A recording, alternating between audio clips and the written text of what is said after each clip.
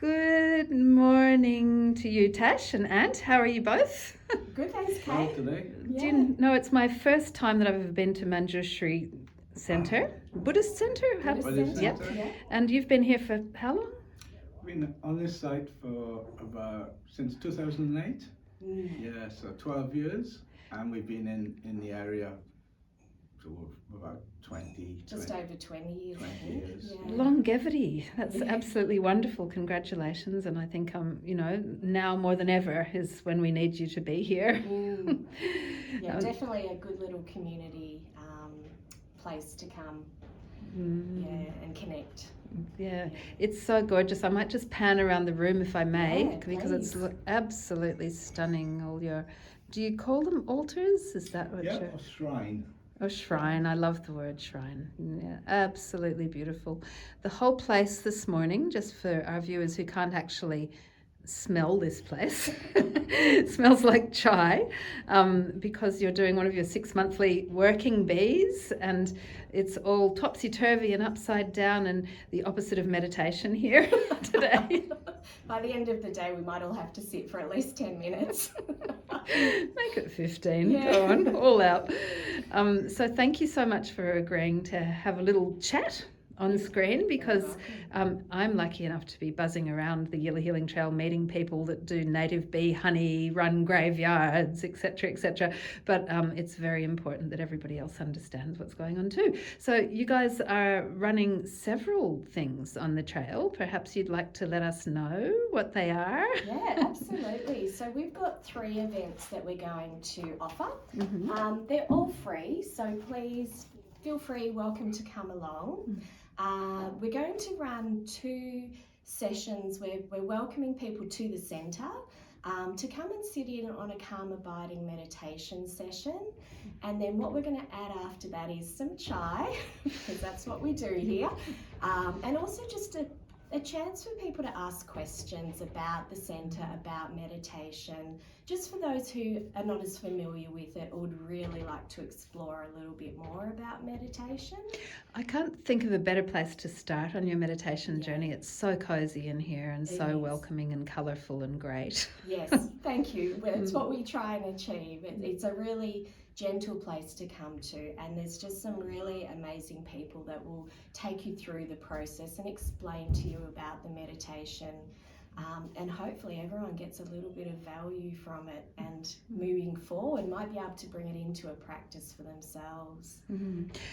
We expect to have people from around this area, but we also expect to have people who will travel in, and I would suggest that this is a really beautiful intro to Buddhist meditation practice, and a lovely place to be. So calm abiding meditation, is there anything you'd like to add, Ant, about that practice itself? So calm abiding, and the courses that we run, the longer courses, are sort of non-denominational. You don't have to be Buddhist in any sense. It's a technique that works for everyone. So you don't need any sort of commitment to a faith or anything. Yeah. Thank you for saying that very, very clearly, because, I've always felt that Buddhist meditation centres that I've been to have been highly accessible, and I've referred everybody that I can to them. Yeah, and we'd really love for people to see us as a community meditation hub, not necessarily always just a Buddhist centre. So everyone in the community is welcome. Great. Okay, so do we know what day that is? Yes, I can tell you the dates. Yes. So we have... Sorry. No worries. I think it's amazing that you've written it down. Good if I had have written it somewhere where I could find it though. Oh, let me come back to the dates. We can put it in the description. Yeah, we can. And we will be, of course. It will be a Monday and a Sunday. The 13th and 14th. Oh, the 13th and the 14th. So Sunday the 13th at 8 a.m. So that's the early morning one. Yes. And Monday the 14th is at 6 p.m. So that's an evening. Perfect. Okay, so there we go. There's a great start. And you're also going to be doing something rather exciting as part of our conscious death, or exploring the end of life aspect of the Yila Healing Trail, because as we've talked about quite a bit, Tash, the way that you pass over is fundamental to living a good life, to make that part of your life conscious. Yeah. So perhaps you'd like to explain a little bit about what you're going to do, and this is happening down in the graveyard at Mollymook. Yeah. Yeah. So Sandridge Cemetery is the beautiful graveyard opposite the Surf Life Saving Club down at the south end of Mollymook Beach. So couldn't ask for a more beautiful setting. This event's going to run on Saturday the 19th of October, and we're aiming for about 5 p.m. through till 7 p.m. Gorgeous, because I think sunset at that time of year we did think about that when we were planning the timing. We should have a beautiful sort of sunsetting period, sort of a little bit late October. It'll start getting lighter, but yeah, it will be a lovely spot to be. And we will be offering a sewer practice, and I'll let Anthony explain a little bit more about the sewer practice. Please. Sewer practice goes back hundreds, thousands of years, and we light a fire and we offer like foodstuffs, and it's believed that the smell or the smoke would be sustenance for all sorts of beings and for people who have passed away and have not found a new rebirth. And we chant and we say, we chant meaningful reflections on death, and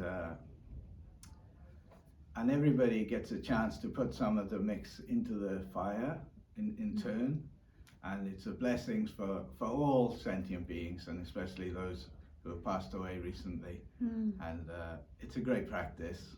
Very, very traditional, but accessible, I think. And we believe that the people who have passed away will understand, and will understand our intentions more than our words. So it's that sort of feeling. So it's not denominational. They don't have to be Tibetan Buddhists or have any belief, but it's just a guidance for them in towards their next rebirth or their next life. And death being so much part of life, I know that I've practiced that only once, this amazing practice, and it was incredibly warming and really felt connecting to those that had passed on. And I think, Tash, you were mentioning that might be a way that those who are coming to this practice could bring along the intention or the name. Absolutely. Particularly anyone who has passed in the 7 weeks prior to the date. That tends to be the period of time in Tibetan Buddhism we believe the spirit's in the intermediate state, and we can continue to support that person. So we do read out names of not only people but pets or anyone that you know of that has passed in that period. It's really supportive, as Ant said, not only of the person who has passed, but also of the people who are attending it. It certainly gives them a sense of that they are able to support that person through the next passage, whatever that is, whatever, everyone has different ideas and beliefs, but it's just a lovely practice that's really warming and really quite emotional as well. People really do get a lot out of it. I can't wait. I'm looking forward to that. It's not the usual thing that you do on a Saturday night, but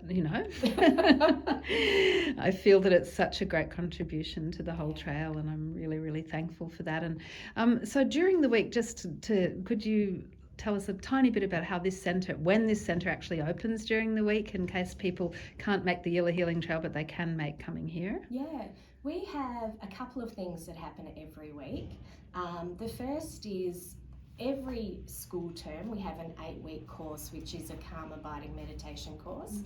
Now that runs either on a Thursday evening from 6 till 8 or a Friday morning from 9:30 till 11:30.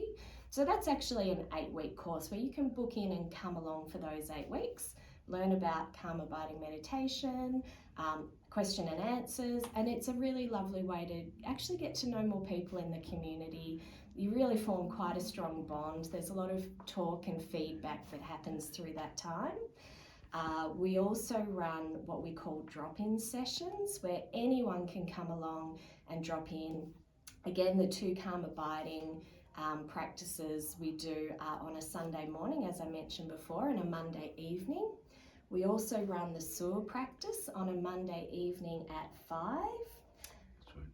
And then we have some monthly practices as well. So we have a full moon puja, which is whatever date the full moon. Please just pop onto our Facebook site and you'll see time. And that's a lovely puja where we again chant and just in appreciation of the many, many thousands of years of lineage of people passing on the history of Tibetan Buddhism. And we also run a medicine Buddha once a month, which again is on a Sunday morning. I think at 9 o'clock. Yeah. And that's just once a month. Again, you'll need to check Facebook just to see what date that is. So we sort of, anyone's welcome at any time, but we have those drop-in sessions which are more guided. We also have a Friday morning at 7. Green Tara. Yes. Yes. And Manjushri practice. Yeah. So it might be for more people who are more interested in Buddhism. Yeah. Yeah. Wow. Busy. It's all voluntary around here, and it's all done 100%. through the warmth of these 2 hearts and all the other hearts that beat around here. And we do hope that you'll take them up on this incredible offer of something very special and free. You know, thank you very much for that. Pleasure. We look forward to seeing you all there, and thank you for meeting with me this morning in the middle of your working bee. Thanks, Kate. Thanks Thank for you the for wonderful everything you're opportunity. doing. Yes, Yeah. lovely. Thank you.